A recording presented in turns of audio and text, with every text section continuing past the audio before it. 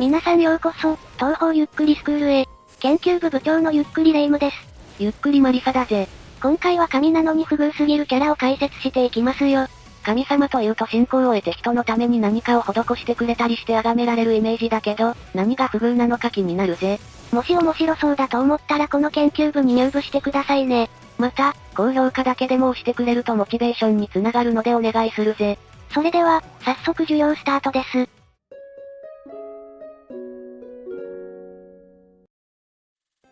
それではまずはじめに紹介するのは、東方風神6ステージ1の中ボスを務めた秋静葉です。彼女の種族は紅葉の神。秋の山を彩る紅葉景色を司っていますが、八百万の神々の一柱です。静葉の神は、ウェーブのかかったボブの金髪少女ですよ。瞳も金色で、妹の実り子とは瞳の色が違っているぜ。ちなみに、この髪飾りがカニに見えてしまうことからカニと呼ばれることがあります。まさに動くカニ道楽。さらに不遇な扱いにしないであげて。実り子とは対照的に、細いシルエットをした赤い上着を着ていて、ボタンと、白い胸ポケット部分がありますね。秋になる時の葉っぱの色が赤や黄色に変わりますが、あれは全て静葉が一枚一枚塗ってくれてるんですよ。毎年めちゃくちゃ綺麗に彩ってくれて感謝だな。最近は思考を変えて、青色と白色も使っているそうですよ。いやそらと勘違いするでしょ。妹の秋実り子の設定テキストによると静葉は静からしいですね。静葉は元々の性格ゆえに、冬になると暗くなることがあるようです。レキさんは喜んでくるけどね。もっとも、二次創作では上着の色はスカートの色と同色に塗られる傾向がありますね。妹の秋実り子と共に幻想郷の秋を司っていて、二人まとめて秋姉妹と呼ばれることが多いのですよ。戦闘はあまり得意ではないのですが、東方風神6では一面の中ボスとして、妖怪の山のふもとで、一面ボスの実り子と共に主人公たちに戦いを挑むことになります。ダブルスポイラーでは綾の練習台にされてたしな。登場12年目にして書籍ザグリモヤール・オブ・ウサミで初めてセリフ付きで登場しました。おお、一面の中ボスでセリフがなかったけど、ついにセリフが登場したのか。審査員から無駄にメランコリックと揶揄されるポエムでファンに笑いもとい衝撃を与えました。ちなみに記載ミスもありますね。初セリフだったのに静葉、まさかの不遇だな。あ、そういえば神様なら自分の神社もあるんじゃないか？信仰を得ているならまだ救われるだろ。彼女はいわゆる八百万の神の一柱ですが、神社を建ててもらうほどの信仰を集めていないのです。どうやら神社も持っていないような神様は力が弱く、野生の神様として扱われるようですね。人々からの信仰が神様の存在と力を支える源だからです。静葉かわいそうすぎるんだが、こういった神様は実質的に妖怪と区別がつかないらしく、扱いも軽いようですね。なるほど、神様としてのパワーが足りないから一枚一枚手塗りなのかもしれないな。しかし妹の実り子と違い紅葉の神は静葉以外にいないため、商売敵がいません。そのためまだ信仰を得られる余地はあるようですね。でもレイムさん、どうして妹の実り子じゃなくて静葉限定なんだ？それは北条を司る妹の実り子の方が人気が高いからです。元々の性格からもあるでしょうが、妹の実り子の方が人気があることに若干嫉妬しているようですね。視聴者の皆様、静葉様のために神社を建ててあげて。さらに、妹の実り子と違って、一面中ボスとして登場したためハード以上でなくてはスペルカードが存在せず、立ち絵も見えませんね。さらに歴代の姉妹の中でも姉キャラの6面ボスのレミリアや、悟りのように大物と言われたりと優遇があるのですが、静葉は特に何もありませんね。そのためか登場からしばらくは知名度も低く、第5回人気投票では高魔教以降の本編出演キャラでは下から2位の52位になってしまいました。もうやめて、静葉のライフはゼロよ。そのあまりの無名さから一時は、オリキャラ扱いすらされてしまっていました。しかし、季節絵に乗っかったファンの活動もあって現在ではだいぶ認知度も改善。第6回人気投票では、新キャラが上位に名を連ねる中、順位が50位にアップ、妹の実り子は49位と進行が上がっていますね。しかも、現在でもかなりのキャラ数にもかかわらず、妹の実り子は94位で姉の静葉は妹に勝って93位です。おお、そいつはすごいぜ。90位ってそんな大したことないんじゃないって思う方もいると思うんですが、知名度の高いリリー・ホワイトや、東方ロストワードでも活躍する綿月より姫と同じぐらいの凄さ。これからもさらに順位を上げていってほしいぜ。ただ、もう一つ最大の不遇点があります。実り子は胸が大きく書かれるのに対して静葉は小さいのです。次回から H カップ以上で書いてください。アンバランスすぎでしょ。次に紹介するのは、東方風神6の2面ボスを務めた影山ひなです。彼女は、神様ではあるんですが、通の神ではなく妖怪の一部で、信仰を求めることはありません。先ほどの秋姉妹みたいな感じってことね。それだと今回のテーマに入れるの怪しくない？玉でも薬人様が入っているのでセーフ。ガバガバすぎでしょ。種族は薬人様で、厄払いで払われた薬を集めては、周りに溜め込んでいくことができます。彼女が薬も集める理由は、薬が彼女の力になるからです。薬の負のパワー自体が彼女を動かす原動力なんですよ。そのため、彼女の周りには素人目に見てもわかるぐらいの薬が取り付いているようで、彼女の近くでは、いかなる人間や妖怪でも不幸に遭うようですね。逆に幸運のウサギの稲葉亭を連れて行ったらどうなるか試してみたいな。オーラがぶつかり合ってギャラクシーができるそうですよ。いや規模がでかすぎでしょ。しかし、彼女自体は決して不幸にはなることはありません。また、行為で不幸にしているわけではなく、役が再び人間の元に戻らないように見張っているのです。厄払いで払われた役や、流しひなの風習で流されたひな人形を川下で回収し、役を集めていますね。流しひなとは、紙で作った人形を川に流すことで、自分に降りかかる災禍を、その人形に肩代わりしてもらうという伝統行事のことだぞ。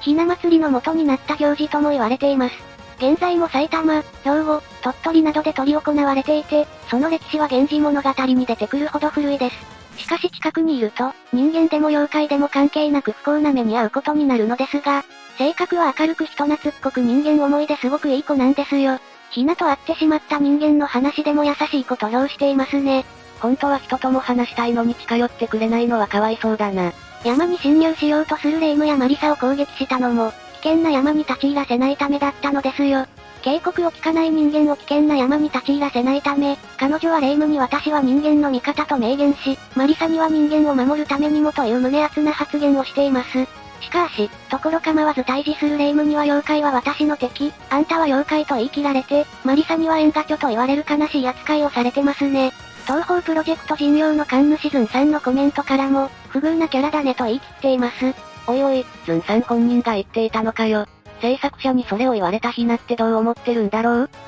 その文ボーカルとかのネタとして使われてるから OK。めたいけどめちゃくちゃポジティブ思考。レイムとの会話で、人間の役を受けて、神々に渡しているのという発言がありますが、この神々が何の神様なのかは不明ですね。またひなといえば、道中のくるくると回り続ける姿が印象的ですよね。そういえばなんでひなは回ってるんだろうな。若菓子みたいにくるくる回すことで役を集めてるんじゃないですかね。妖精みたいな回答だな。しかし、かなりの不遇な扱いをされたひなですが、歴代のウィンバンの2ボスとして初めてボロエ戦闘後の次期キャラとの会話が設定されたキャラなんですよ。第17回東方人気投票ランキングではなんと45位にランクアップ。おお、前回は50位でかなり上がったのぜ。45位がどれくらいすごいかというと、47位にたびたび書籍や、格ゲーの時期に登場する聖白蓮や、48位に助けてエイリンでおなじみ矢心エイリンがいるほど、二面ボスで不遇な扱いを受けても性格が紳士ならば、人気になるのですね。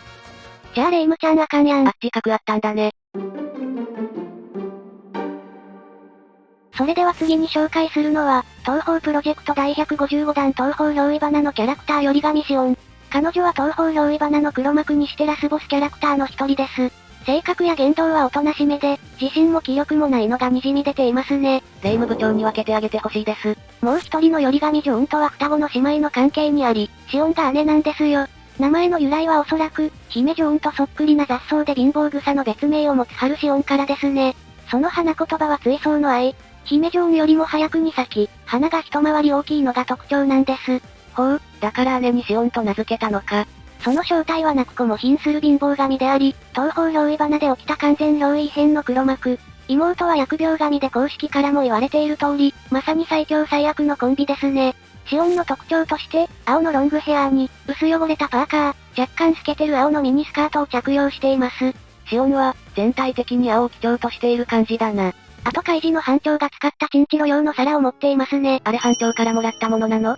ゴージャスな妹に対してまさに貧相と言えるいでたちで、パーカーの下に下着も着ていなく、足元は靴は愚か靴下すら履いていないのが特徴。またドットへのエチエチさは必見。視聴者の皆様このスケベ心を何とかしてください。卑屈で暗く、他力本願な性格をしていて、自発的に努力をすることはなく、いつも無気力です。自身の能力をまるで制御できていないことから誰からも嫌われていて、そのことが現在の彼女の性格を形作ったものと考えられますね。貧乏神らしく飢えているようで、対戦後会話ではひもじいよう恵んでようと食べ物を乞う様子が見られるほか、どぶろくと雑草を豪華な食材として見ているぐらいの食生活をしています。これって普通ですよね？霊夢さんとシオンだけだよ。そのためか食材に対する執念は高く、食べ物を粗末にされると怒りますよ。霊夢部長も、米は残さず食べてますからね。ディナーは米粒3つだもんね。しかし設定テキストによると、ただ相手を不幸にさせるだけではなく、相手を財災いから守る守り神としての一面も持つようですね。そしてストーリーのラストではゆかり&レイムの策によりジョーンが引き剥がされて、シオンがマスターとして引っ張り出されてしまうことになるぜ。これに対してジョーンが戦闘でも役立たず、ネクラで貧乏臭くてしみったれで自分では何もしようとしない。もう絶望的だ完全敗北だとありったけの罵倒を繰り出し、霊夢からも無能の貧乏神呼ばわりされてしまうことも。シオンなかなかの言われようじゃんか。憑依花では妹に負けず劣らず他者をないがしろにした発言が目立ち、温厚な聖白蓮が、こんな浅ましいこそ泥が異変を起こすなんて、世も末ね。というほど。まあ泥棒はいいことではないもんな。それマリサさんが言います？その後はシオンの能力すら跳ねのける幸運を持つひなない天使に出会い、行動を共にするようになりました。二人は調子に乗って暴れまくり、しばらく幻想郷を二人の脅威が襲ったのです。退治されたのか飽きてやめたのか不明ですが、暴れた結果二人仲良く幻想郷中から嫌われてしまいましたね。憑依花の対戦時セリフではゆかりから、おめでとう、あなたが幻想郷一の嫌われ者だわ、との皮肉を頂戴していますね。しかし、東方人気投票ランキングでは18位に入ったこともあり、現在でも30位と高順位をキープするなど、外の世界ではめちゃくちゃ人気を獲得しています。コメントではかわいそうはかわいいや、一緒に借金抱えて東京湾に沈められたいといった、欠点があるからこその人気が伺えますね。あまりにも貧相で見ていて守りたくなっちゃうんだろうな。それにしても私も最近またお賽銭の方が全然入らないんですけど、どうなってるんでしょう？霊夢さん。貧乏神取り憑かれてますよ。それでは最後に紹介するのは、東方憑依花のラスボスキャラクターの一人であるより神ジョーンです。もう一人のより神シオンとは双子の姉妹の関係にあり、ジョーンが妹ですよ。ジョーンの名前の由来はおそらく、春シオンとそっくりな雑草である姫ジョーンから、その花言葉は素朴で清楚なのです。そんなジョーンの正体は泣く子も黙る疫病神であり、東方憑依花で起きた完全憑依異変の黒幕。最強姉妹だけあって姉のより神シオンは貧乏神で、妹のジョーンは疫病神なのか。姉とは対照的に多くの富を蓄積していて、他人の財産を自分のものにすることに執心していますね。服装はバブル期を彷彿とさせるファッションをしていて、ブランド物や指輪で着飾るだけでなくセンスを持ったり、サングラスとシルクハットを頭に乗せています。花言葉の素朴で清楚に合っていますね。どう考えてもマラクすぎでしょ。ジョーンが身につけているブランド品については、スミレコとのやりとりで私の服もカバンも偽ブランドそんなバカな、と話していますが、マミゾウと対決した時は、その宝石もブランド品も全部イミテーションじゃろって本物じゃないか。と驚かれていますね。二人とも外の世界から来たキャラだからどっちが合ってるんだろう。そして彼女の能力は財産を消費させる程度の能力。この能力は取り付いた対象自身の意思で、財産を使わせてしまうといったもので財産を失った者は運気が下がり、抜け殻のようになってしまうのです。むちゃくちゃ恐ろしい能力だぜ。リリー・ホワイトの春が来たことを伝える程度の能力ぐらい恐ろしすぎる能力だぜ。いやそれほんまに恐ろしいか？ちなみにこの二人って仲いいのか？満札でタクシーを呼び止める勝利演出では衝突事故の被害者にしてしまうといった何かとひどい扱いをしていますが、マリサと小石の二人組に勝利した後にお互い笑顔でグータッチしたり、夢の住人の天使戦で本気を出した姉を、もう、最強最悪は姉さん一人で決まりだわと評し、姉さんの不運にかなうと思うなよ、と敵に誇ってさえいますね。そんなジョーンですが、ドレミースイートの CPU 対戦セリフではあなたは本当はつつましく質素に暮らしたいのね、と彼女の心の内を推察することができます。このように疫病神という種族の持って生まれたせいなのか金品を奪い派手に着飾り散財する彼女の振る舞いと、つつましく質素に暮らしたいという彼女の内面が作品副題のA二律背反の一要素として描かれていますね。なるほど、本心では一般的な質素な暮らしをしたいけど、種族から物を奪うというやり方をしてしまうってことね。さて、今回はここまでにします。視聴者さんが思う不遇キャラがいれば教えてくれよな。それではここまでご視聴ありがとうございました。ご視聴ありがとうございました。グッドボタンとチャンネル登録よろしくお願いします。